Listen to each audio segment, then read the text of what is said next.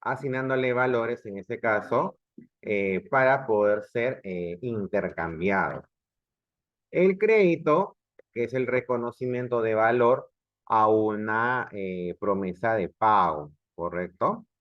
La infraestructura, que son los lugares físicos que posibilitan el resguardo y la conservación de, de mercancías, como por ejemplo los puertos, los almacenes.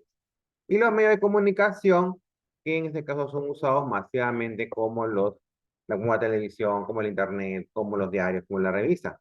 Ahora, ¿y qué tiene que ver aquí? Pues son los medios, porque son aquellos que posibilitan la venta rápida a través de publicidad de estos bienes y servicios. ¿Cuántos bienes ustedes han enterado que existían a través de la radio, a través de internet, a través de televisión? Bueno, pues los medios intervienen en esta circulación. Ahora, ¿qué son los mercados? Los mercados en el ámbito económico, podemos decir, es en donde se encuentran los demandantes interesados en adquirir lo que los oferentes desean vender. Para que exista el mercado se tienen que dar los siguientes elementos: mercancías, oferta, demanda y precios. ¿Ok? Ahora, tipos de mercado. Eh, Se clasifican de acuerdo a varios criterios. Según el volumen transado, hay dos tipos: mayorista, aquel donde se compra en grandes cantidades, y minorista, aquel donde se compra en pequeñas cantidades. Por ejemplo, hay mercados, por decir el Unicachi, hasta el propio Contact, ¿no? Que está aquí cerca, que por ejemplo son mayoristas. O sea, mayoristas y minoristas. ¿Por qué? Porque tú puedes comprar ahí un kilo de limón, como alguna persona puede comprar 5 sacos de limón, por ejemplo. Entonces, entonces, mercados para mayoristas, para quienes compran en mayor volumen y otros en menor volumen. Según el acceso al mercado, abierto cuando no hay ninguna restricción, cerrado cuando hay restricciones legales, económicas o tecnológicas. ¿Ok? Abierto, por ejemplo, el mercado propio, o sea, cualquiera puede entrar a comprar, pero hay otros mercados que son cerrados, ¿ya? Ya sea, en este caso, por ciertas trabas, ¿no? O en todo caso por especialidad, ¿ya? Por ejemplo, cuando ocurrió la pandemia, se generó un mercado de vacunas. Es decir, las empresas, ¿no? Las farmacéuticas empezaron a producir vacunas contra el COVID, pero no lo ofrecían a cualquiera. La restricción era: solamente le vendemos a los estados, o sea, a los gobiernos de turno, no a una persona natural o jurídica. ¿Por qué? Porque, ¿qué pasa? En ese momento la vacuna era, en este caso, un elemento muy demandante. Todo el mundo quería ponerse la vacuna. Entonces, al ser un producto demandante, con mucha demanda, ¿qué pasa? Si le vendo, yo farmacéutica le vendo, por decir, una vacuna, pongamos un precio ya imaginario de producción, a 100 soles. ¿Cuánto crees tú que podría en este caso costar esa vacuna si lo hubiera vendido un particular? Cuando tienes, por ejemplo, si tienes 100 vacunas, pero en este caso tienes 3.000 o más demandantes, o sea, más de 3.000 personas que quieren la vacuna. De 100 soles que me costó, yo lo puedo haber vendido en 1.000 soles, por ejemplo, por vacuna. Y esto a mí me quedo corto. ¿Se dan cuenta? Cuando hay mucha demanda, cuando todo el mundo quiere algo, el precio va a tender a subir. Sobre todo cuando es escaso. O la condición es que el producto sea escaso. Porque si hay mucha demanda para un producto que hay en volumen, el precio no va a subir. Pero si en este caso el producto es escaso, como por ejemplo en este caso lo fue la vacuna contra el COVID, entonces el particular podría subir sus precios infinitamente.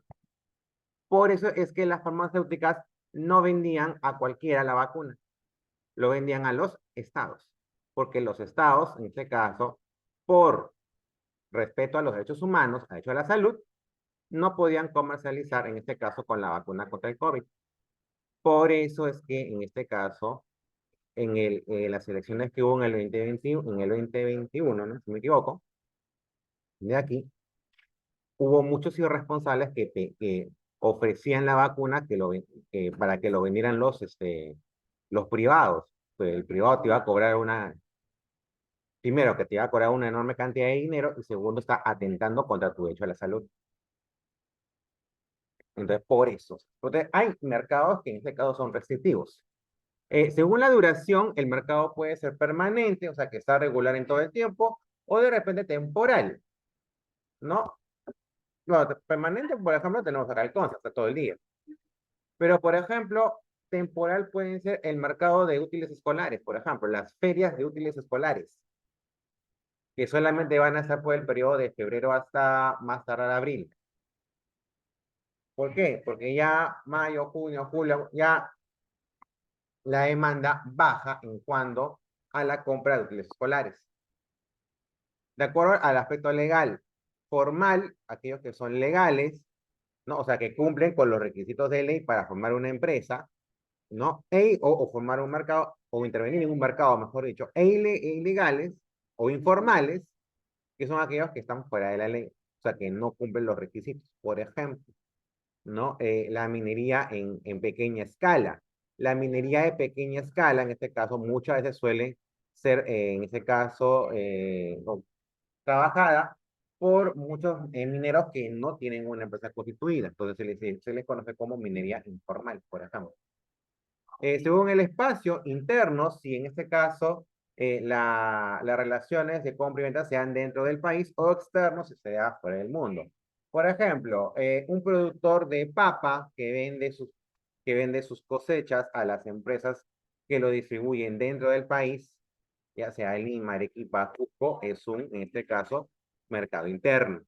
Pero si yo, por ejemplo, tengo tierra cenica, siembro y cosecho espárragos y los vendo, por ejemplo, a China, ese es un comercio externo. Mi mercado es exterior, ¿correcto? Por eso se refiere, cuando está fuera del ámbito del país. Mercado negro, cuando en este caso se transa, o sea, las relaciones de compra y venta son de manera clandestina debido a que regulaciones estatales impiden su libre comercio.